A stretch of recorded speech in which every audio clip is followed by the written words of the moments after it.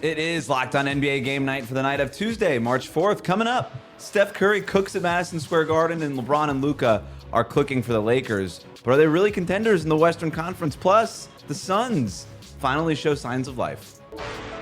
When that final buzzer rings, you know it's time for Locked On NBA Game Night. All the post-game reactions to every game across the league, every single night, with insights only the hosts at Locked On can provide. It's the true NBA fans' one stop for all the action. Every game, every night. It's Locked On NBA Game Night. Tipping off now. Welcome to Locked On NBA Game Night. Every game, every night in 30 minutes. Wes Goldberg here with Tony East. However, you're tuning in on YouTube or your favorite podcast app. Thanks for making Locked On NBA your first listen every day. Great show for you today. The Suns keep their season alive thanks to Kevin Durant and an unlikely hero.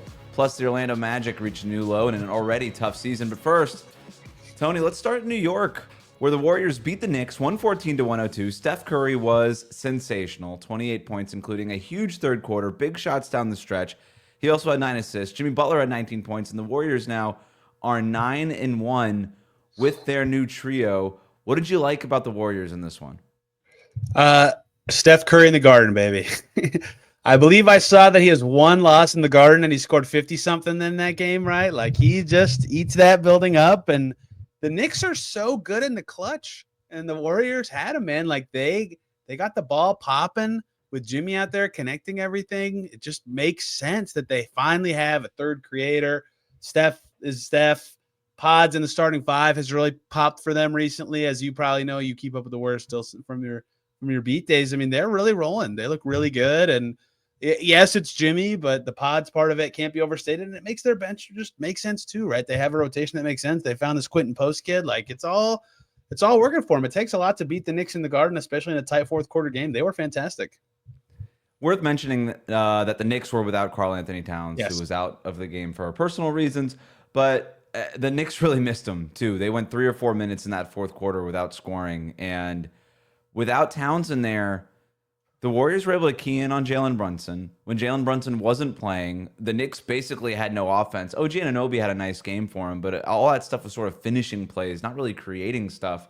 So I thought the Knicks offense really struggled in this game, but still credit to the Warriors, man. And anybody who doubted Jimmy Butler's fit in Golden State really just has to rethink what they think of basketball IQ, because it's just an underrating of just basketball IQ in general. Steph Curry, Jimmy Butler, Draymond Green, those are three of the smartest players in the league, players who have won in Steph Curry and Draymond Green at the highest level. Jimmy Butler, who's played in 2 NBA finals and obviously led those big runs in Miami through the postseason. So he knows how to win at a high level. They're 9-1 as a trio now. And there was a play in the fourth quarter that really stood out where it was a broken play. Classic Golden State Warriors stuff, right? Offensive rebound, broken play, chaos ensues. What do? You find Steph Curry. And all of the best Warriors during the Steph Curry era have innately understood in those chaotic situations, find Steph, because more likely than not, he's going to be open, right? His man left him, Yep. He's going to be open. And Steph is so good at relocating off the ball. But Jimmy Butler just got here, so for him to know that right away was really impressive. Draymond Green taps it to Jimmy Butler, and Jimmy Butler just is looking Steph's direction and just taps it right over to Steph, and Steph hits a wide open three. I don't know if it was the dagger, but it felt close to it. And that's just that stuff that is clicking and working right away for Golden State. And they're having fun because Steph is dunking-ish, or whatever his version of dunking is. Not at this game, but very recently, right? Like, yeah, that play says it all. I did actually see that one while at Pacers-Rockets tonight. Like, and how do you lose Steph as the Knicks? Like, that does say a little bit about the connectivity they had in this game. But in the scrambles, like, you have one guy to find. You're okay with pretty much any other shot, and he was comically wide open, and that's going to drop. And yeah, heads up from Jimmy, who only had 4 assists, but that one was pretty massive, and they win his minutes. And he is often the guy with their bench too, which is really interesting, right? They've been missing that element because they want to pair Steph and Draymond so much. It just works, right? They're just really good now. And Jimmy's playing well with Draymond. Jimmy's playing well with Steph. And it feels different, right? This doesn't feel at all like even the 2022 Warriors that had so much depth on that roster are obviously the Dynasty Warriors with Klay. Like, obviously, Klay's not here anymore. But Jimmy Butler is the first, like, play starter that Steph Curry has played with. He's a creator, right? Where Steph's best teammates in the past have been play finishers, whether it's Klay Thompson, even Kevin Durant, you can kind of label as a play finisher. Draymond is really the only play starter that he's played with, but now Steph has two of them, and it's just making his job so much easier. So it all feels different. It's really interesting. But we're gonna loop back to the Warriors here in a second, but I want to talk about the Lakers. Lakers beat the Pelicans tonight. They run away with this game. LeBron and Luka on the bench by the end of this thing. But the headline from this game, other than the Lakers getting another win here, LeBron becomes the first player in NBA history to score 50,000 points in the regular season and playoffs for his career. Before we get to the whole Lakers and Luka and all this, the 50,000 point club, Tony, how much does this matter in the GOAT debate? A little. Wes, I'm going to gripe. Can I be an old man for a sec? Yes, let's go. He already had it. He's played in the NBA Cup title game and multiple playing games. He already had 50,000. We cannot erase these games, Wes. I don't know why. I just like, why is regular season plus playoffs? Shouldn't it, if we're doing that, just do all games, right? Every single game he's played, right? I agree. Yeah, I don't know why we erase these games. Screw it. I don't give a. If we're already doing this to get him to 50K as fast as possible, just add in the preseason. Screw it.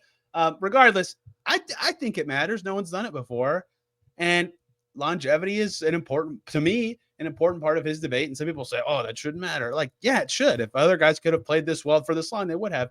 So yeah, it matters to me. And he's very good. And he's been very good with Luka, and he was quite good in this game. And his defensive impact has been super impressive recently. And then it's like, oh yeah, he can still score 34 points whenever he wants. Like, he's amazing. At the risk of oversimplifying everything about basketball and the GOAT debate and all of this stuff, the most important statistical category is points. And LeBron has more of them than anybody else that has ever played this game. Yeah. That matters. It doesn't settle the debate, but it should be heavily considered. Well, how many points does Kevin Durant have in the preseason plus regular season? It's like, dude, let's add the preseason into this. That's why it doesn't matter, but it does matter at the same time. So now let's kind of do this all together. So the Warriors get a big win tonight. The Lakers get a big win tonight. Both of these teams are rolling. They both look great. They both have top 10 defenses. The Lakers have the league's best defense since February 1st. And I spent a lot of time in this game, Tony, watching the Lakers defense, trying to figure it out because it feels like you look at the roster, the depth chart, and you're like, there's a gaping hole at center. Jackson Hayes is fine. I don't know that he's the answer there. They're playing guys like Gabe Vincent and Austin Reeves quite a bit here, and there's no Rui Hachimura and no Austin Reeves in this game in particular against New Orleans, but I'm trying to figure out why is this defense working so well, and you watch the games, and they're just all playing really well. Like, everybody's connected. The Dorian Finney-Smith and Jared Vanderbilt stuff can't be overlooked. Jared Vanderbilt in particular is giving them such great energy on the defensive end.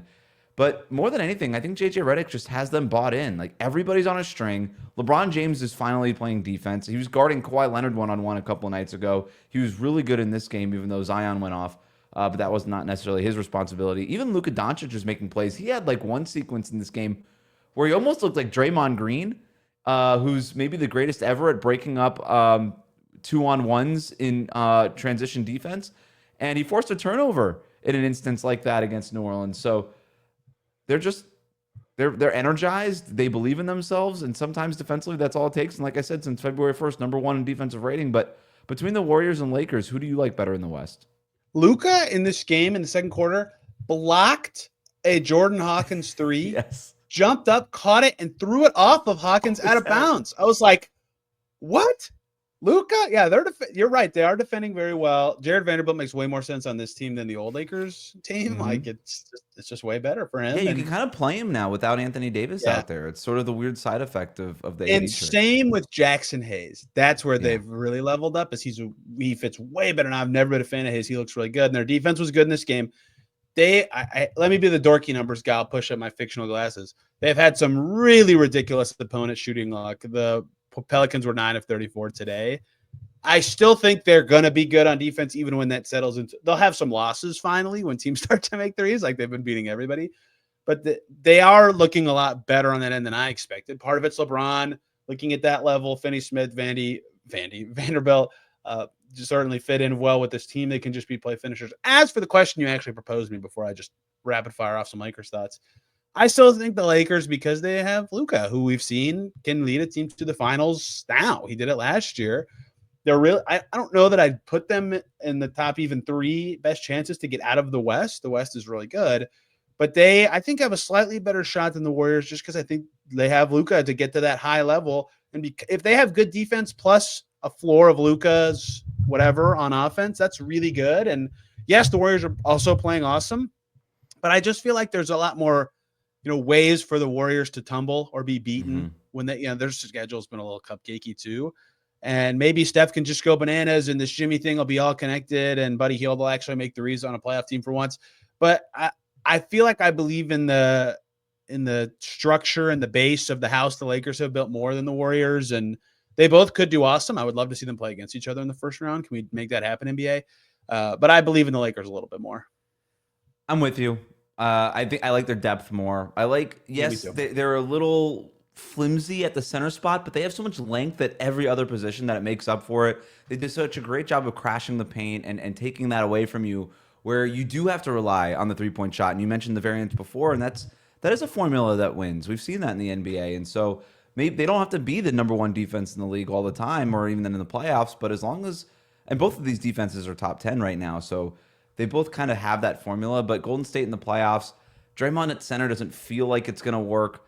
They can always go back to Kevon Looney, but then you run into spacing issues between him. They do have Jonathan Kuminga coming back, I suppose, at some point, which would be interesting. That could either be a plus or a minus, depending on how all of this works out, honestly. But I'm with you. I think I like the Lakers more. Plus, their path out of the Western Conference is going to be a lot easier than Golden State's, who have gotten back into 6th. But we're talking about the Lakers right now, who are 2nd right now in the Western Conference. So they're going to have a much easier path coming out of the Western Conference than the Warriors will. But speaking of playoff seeding, the Suns showed some fight, but it might be too late. We talk about that and a fun game in Indiana after this here on Locked On NBA Game Night.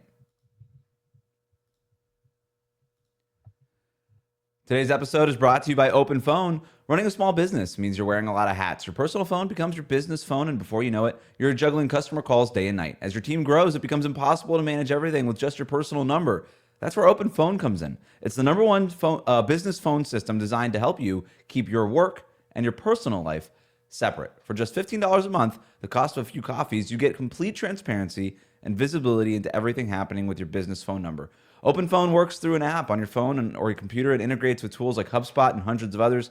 It also uses AI-powered call transcripts and summaries, so you'll have a rundown of your calls and action items the second you hang up. And if you miss a call, no problem. Automated messages are sent directly to your customer, ensuring you never miss an opportunity to engage. So right now, OpenPhone is offering 20% off your first 6 months when you go to openphone.com/LockedOnNBA. That's OpenPhone, OpenPhone.com/LockedOnNBA for $20 off your first 6 months.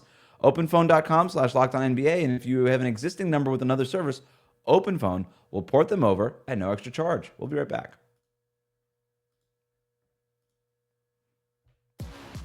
Thanks for tuning in to Locked On NBA Game Night. Every game, every night. The best way to support the show. Subscribe on YouTube. Follow us on your favorite podcast app. Let's go to Phoenix, where the Suns finally showed some fight, Tony. They come back from 23 points down, beat the Clippers 119-117. Tale of 2 halves for Kevin Durant. 8 points in the first half. Ends up with 34 points in the game. Was brilliant in the fourth quarter with 19 points down the stretch. My favorite stat is that the Suns did not turn the ball over at all in the final 18 minutes of this game. A huge win for them. Nearly still lost it. James Harden intentionally misses a free throw at the end. Ivica Zubac has a chance for the tip-in, for the tie, send this game into overtime. But fortunately, Tony, we're able to start recording and at least try to go to bed a little early here. And it doesn't go in. And, the only Zubac mistake all night, just in time for us. Thank you, Mr. Zubac. Thank you, Mr. Zubac. Huge win for them as they try to stay in the mix in the play-in tournament. Here's Brendan Clean from Locked On Suns with more.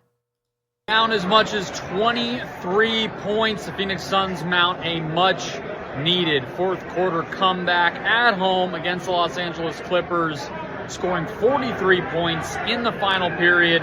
to just 21 for Los Angeles. 0 turnovers for the Suns as they were able to mount that comeback. Kawhi Leonard hits his minutes limit. Kevin Durant with a steady 34 points and several big shots down the stretch as per usual for KD. But the unforeseen, the surprise hero of this game is one Colin Gillespie. Spent most of the season, most of his career in the G League after a long college career at Villanova, comes over from Denver in the offseason, and Mike Budenholzer just grasping for straws, basically just trying to find anything that can possibly work.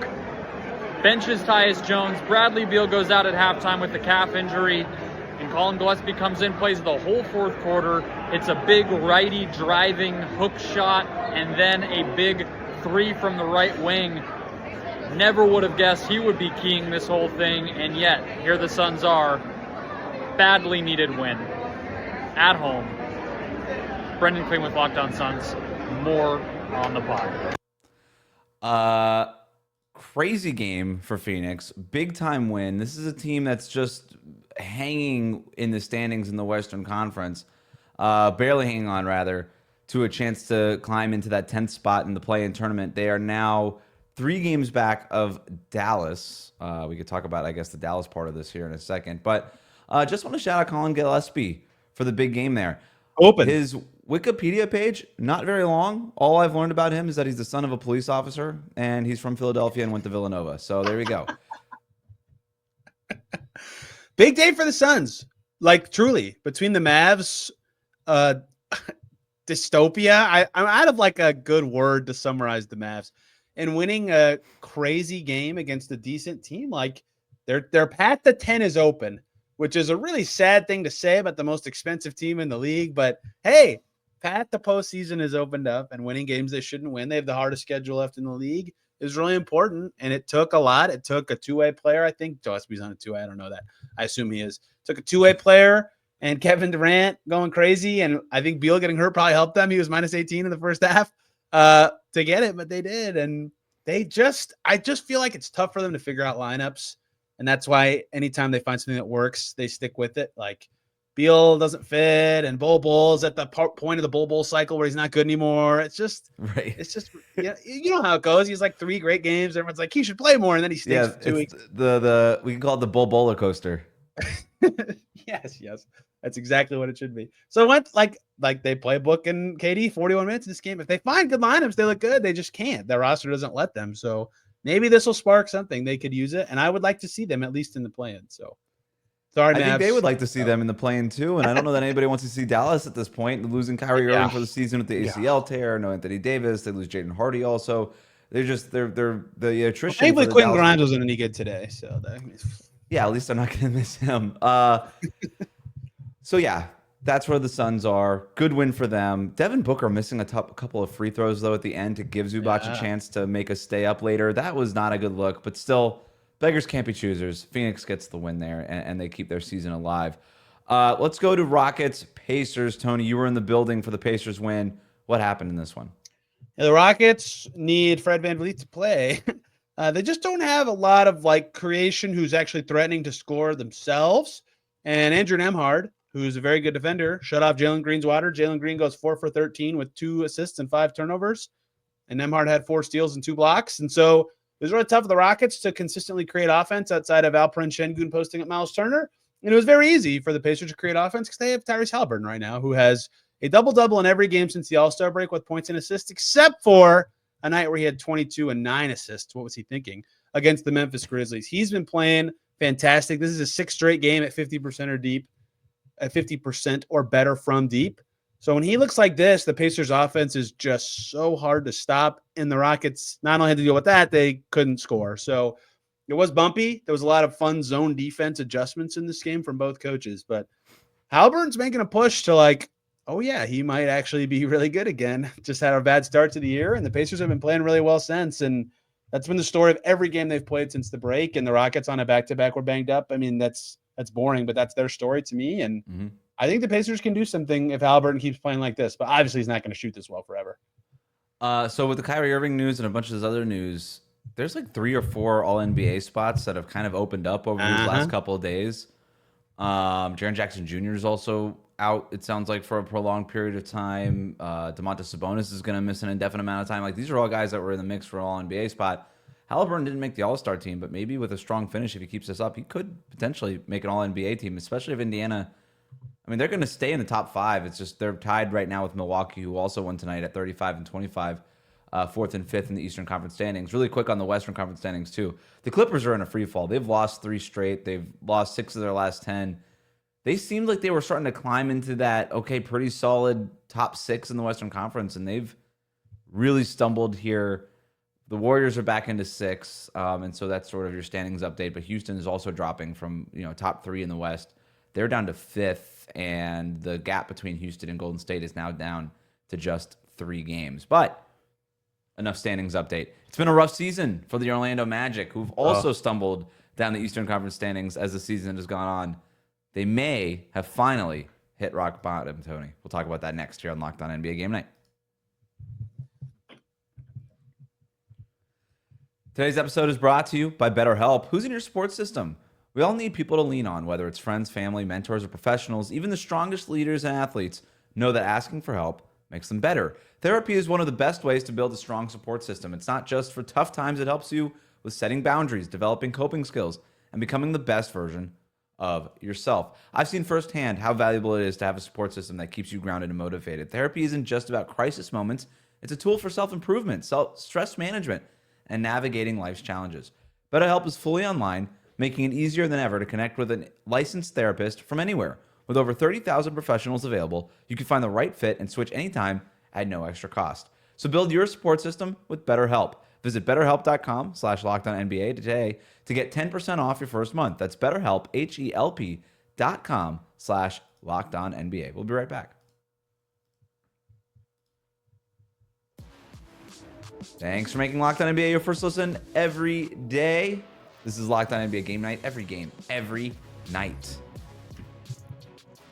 We have, 1, 2, 3, 4, 5 more games to wrap up this Tuesday slate. We're going to start with the Orlando Magic. Paolo Banchero scored 41 points. Finally, a good game for Paolo, but it wasn't enough. Not to stop Jacoby Walter and these Toronto Raptors. The rookie hit the game winner for the Raptors, a team that benched its starters. They tried to lose. They tried to lose. Jacoby Walter won't let him, Tony. Here's Philip Rossman-Reich from Locked On Magic with more. This is Philip Rossman-Reich, the host of Locked On Magic here at the Kia Center. The Orlando Magic fall the Toronto Raptors 114 to 113, and this is about as close to rock bottom as the Magic have been. They can't seem to be able to solve the problems. They can't seem to be able to find the confidence. They can't seem to be able to find that last little bit to get over the hump. Paolo Banchero was simply amazing tonight. 22 of his 41 points coming in the fourth quarter as Orlando rallied from a late 10-point deficit once again to give themselves a lead, give themselves a chance to win this game. But Jacoby Walter hit the game-winning three with 0.5 of a second left, half second remaining, and Orlando was unable to get a shot off to give themselves a chance to take this game back. At the end, it all comes down to the third quarter. It comes down to the little things, giving up too many offensive rebounds, fouling incessantly throughout the third quarter. The Magic just right now do not have the ability to withstand kind of heavy punches and big rushes. Things are bad and they get worse. And this Magic team with so much promise, with so much belief and so much confidence at the beginning of the year has really struggled to find it once again. The Raptors did not play their starters to close this game. They ran with their bench players, Scotty Barnes, RJ Barrett, Emmanuel Quickley. We're all on the bench. That enabled the Magic to get back in this game, but the Raptors played like the Magic did in December, full of confidence with nothing to lose. Orlando's playing with a lot to lose. That includes their postseason spot. I don't know about you, Tony, but I'm depressed now. Yeah, I think a lot of people in Orlando probably are. Everything I complain about when watching the Magic, it's hard to watch the Magic because they can't score and they can't make threes. Guess what? Today they did both. Paolo did really well scoring. Franz Wagner had 28. They shot over 40% from three. The Raptors tried to lose and still lost the game. How? It's not good. It's not good. Corey Joseph's their starting point guard right now. What a weird season for the Orlando Magic, man. They were as high as 3rd in the Eastern Conference standings to start the year. Now they're back down. Hey. They're down to 8. If anyone is super invested in just Wes and I every week, they will remember my Toronto Raptors get the 10 seed take. Here Let's it go. comes. Tonight is the day that ignites it. Happy for Jacoby Walter, who's one of my guys going into the draft. Quick aside right here. Philip said that the Magic were fouling incessantly in the third quarter. Do you want to do anything incessantly? It's not a good word. Incessantly make threes. I don't know. You don't usually use it in that context, right? It's usually in a negative. It's like how no one uses the You word incessantly folks negatively. Folks?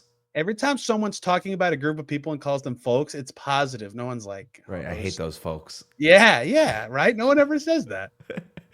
Let's go to a close game in Atlanta where the Bucks came out 126-121 with the win. Giannis led the way with a triple-double. He found Brook Lopez for a dunk that broke the tie in the final moments. Damian Lillard, with a messed up eye, made a layup and a free throw to put this game away. Very puffy indeed. The Bucks 35-25, 4th place in the Eastern Conference as we kind of continue our standings updates and standings watch as we kind of go on with today's episode. But any takeaways from Bucks Hawks, Tony? Karis LeVert's been really good for the Hawks. I'm Yes. happy for him after Yes. that trade. He was very good this game. Did they win that trade? Kuzma. I think they're 6-1 when he and Giannis play now. Double today. Look, I was not into this trade for them, and maybe this doesn't last forever, but the Bucks really traded for like players who do things that they needed, even at the expense of maybe like traditional impact. And it's worked. It's worked. Like Jericho Sims has been good for them off the bench. Kevin Porter Jr. can dribble towards the basket. Kuzma's been good. Credit to them. That's all I got.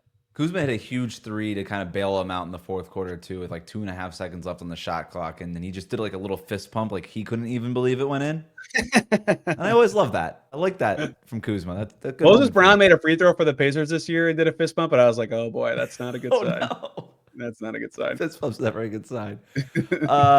Let's go to Sixers Timberwolves. Anthony Edwards scored 18 points. Naz Reid had 23, and the Timberwolves pull away in the 4th quarter to beat the shorthanded, as always, Philadelphia 76ers 126-112. Julius Randle had 16 points in his second game back after he missed 13 straight games of the groin strain. Nickeil Alexander-Walker had 20 points off the bench. This was depth getting it done for Minnesota, plus a 25-9 run to start the 4th quarter to take control of this game. But here's what I really want to talk about, Tony. The Sixers, Quentin Grimes in a loss, but Quentin Grimes, 30 points a few nights after scoring 44 points against the Warriors. Doesn't that seem like the kind of player the Dallas Mavericks can use right now? Yeah, and thankfully the Sixers also got a top 40 pick along with him. What on earth are they doing? What is happening in Dallas? And Caleb Martin is in the G League now?